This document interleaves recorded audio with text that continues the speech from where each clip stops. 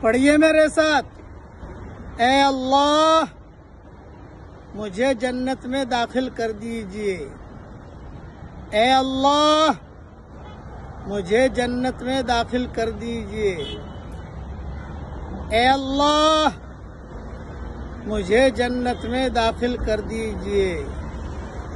صحیح حدیث شریف میں آتا ہے جب بندہ 3 مرتبہ جنت مانگتا ہے تو جنت خود جو ہے دعوت دیتی ہے کہ اللہ اسے جنت میں داخل کر دے۔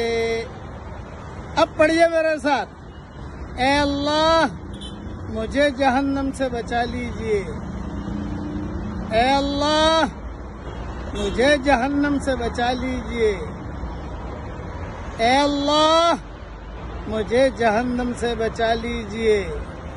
صحیح حدیث میں آتا ہے جہنم کہتی ہے کہ اللہ میرے پاس مت لانا اس کو۔ یہ حدیث ترمذی میں ہے، امام احمد نے نقل کی ہے، نسائی میں بھی ہے۔